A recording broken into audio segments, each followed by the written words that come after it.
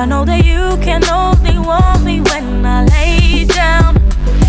You only ever need me when the lights out. Hi Mabel. Hiya. How are you? I'm good, how are you? I'm not too bad. I feel like you've just done so many interviews right now. So you're just thinking like, yep, I know this question already. It's gonna come. But I'm glad you're still in high spirits. You've done a few. Congratulations. Thank you Village so Underground. much. Thank you, yeah. I heard it was amazing. Jump off. I got invited last minute by my friend who works at Capital Extra, and he was like, do you want to come to Mabel? And I was like, mate, you can't be doing me these things so last minute. I got so mad at him because he knows I'm a massive fan. I really love Fingers. Oh, thank so I was you. like, what? Like, what's going on? What's happening? But yeah, he just said, yeah, it was a great. How was that for you? Yeah, it was amazing. I was so nervous. Obviously, it's like different when it's a headline show and people are there just like solely to see you. But it was such an amazing experience. I kind of just let go of like the perfection, sort of walking up the stairs to the stage. I'm just like, I'm just going to have a sick time. And it was like fully a crazy vibe, like people screaming and girls crying and like, you know, it was mad. And Kojo was there too. We did Finders Keepers together. Yeah, it was sick. Sick. So you're doing V Festival soon. Have you ever attended V festivals? No. Never. So this is going to be your first time and you're going to be performing? Yes. How excited are you? I'm very excited. Yeah, playing a few festivals this summer, doing BST, like Bieber Day. Ooh, quite a few on the lineup. Yeah. Last year you did Great Escape for Vivo Discovered. How was that? How was that experience for you? That was amazing. I did like 4 shows in 2 days. It was a lot. 4 shows in 2 days. Yeah, it was good. But no, it was so much fun. I love performing. Like, it wasn't my favourite thing in the beginning. Definitely not. I definitely was just like, oh my God, am I supposed to be doing this? Because I think I prefer the writing process and but actually like performing now is so much fun. It's also just like good because you get quite bored of the songs and like you can do other stuff with them live. So yeah, it's really Covers fun. and all that stuff. Yeah, exactly. Yeah. And also just like change your own songs a bit. Like people don't pay to hear them exactly how they sound on the record. For sure. There's always stuff that can be done. For sure. I feel like your backstory is so interesting. Obviously raised up in Malaga, then obviously a bit in Stockholm, and then in London. Yeah. I feel like, I don't know what you can call that, so you got like half, or just mix. Yeah, it's kind of crazy. And my mum's like Sierra Leonean and Swedish, and my dad's English, and then I grew up, like, spent some time in Spain and some time in the States, and then a lot of time in Sweden, yeah. Wow. Have you ever performed in Stockholm or Malaga? Yeah, I did a gig in Stockholm before Christmas, and it was amazing. It's crazy because Stockholm's so small, so like literally everybody I went to school with was there. Like, yeah, I really want to do another one soon. Like, I'd love to do like a headline Mabel show there. Okay, have you like, who's like your craziest fan? Like, who's like your biggest #1 fan that's always giving you... There were some girls at Village Underground like crying a lot. And I was like... Were they like front row? They were like front row just like crying a lot. And apparently like loads of my friends said that there were like loads of girls crying as well. And like, you know what, it just gives me like so much happiness that like, because those are the people I want to speak to. Obviously everyone, but like that young women are relating to my music. It means a lot to me. Yeah, it was crazy. Like there was just one point in the show when they made me cry as well, the girls at the front. And I was just like trying to sing Thinking of You. And I was like touching one of their hands, and I was like, oh my God, this is getting so real. I don't know, like I'm not like used to it yet. I don't think. Like to me, I'm like, oh, it's just me. Like, you know what I mean? And but then people, I don't know, they see you as something else sometimes. Of course.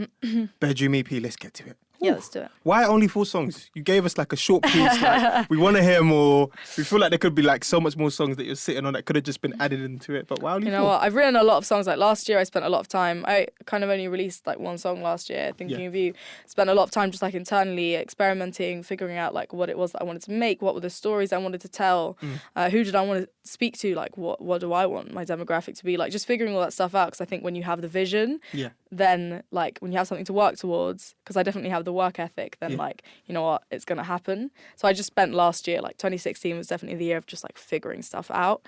And then this year, you know, I've got like a good backlog of tunes now, and I'm just like figuring out where to place them and how I want to release them and like what collaborators I want on them. And sick. Sounds like you're having real fun with it. I'm having so much fun. Are you going to release like another EP before the end of the year? Or I think like albums are super important to me. Yeah. I think it's so easy for people to do just like single, and they do an album and it's like an album full of singles, and that's not what I want to do. Like albums are so important to me. I have like great respect for them as like a work of art, and I want it to be like full of like good stories, and I want it to be cohesive, and I want there to be interludes, and I think that takes time. And also just for there to be like enough of a fan base that will actually want to listen to my album. I think I'm not ready for that yet, so there'll definitely be like a few projects, a few more songs before the album. Sick. I've always wanted to ask you this: why the title Bedroom EP? You didn't make the thing. You didn't make the whole project in your bedroom, obviously. I didn't. I've made a lot of music in my bedroom, like before I started working in night studios. But now like your bedroom, like your space, like so you just get the most of creative writing. I think I realised that like when it comes to like identity, well, obviously the lead track off Bedroom EP is called Bedroom, and you know the hook is "You can only see me in the bedroom," and I thought that it was just like a sick name, and also like visually I've been finding my identity, and I realised that it was very much about like creating a world, a space that I can invite people into, and Bedroom just like it just sparked so many ideas in my head. I was like, oh my god, we could, you know, with the video we just made like a crazy dark sort of slumber party of sorts. And I think it just kind of sparked a world for me, and that's what I want to do. Okay, cool. What's like your I want to know more about you. What's like your favorite food, favorite place to go to? Would you like to eat? Would you like to do? I'm a vegetarian. Okay. I was a vegan for a really long time. What made you go vegan? You know what, since I was a kid, like animals, I just like didn't like the idea of like, you know, killing animals, and then, you know, I just never liked the taste either. So I was like 6 when I decided to become a vegetarian. Wow, that's young. That's young. And then I went vegan for a while, but you know what, it's so hard when you're touring.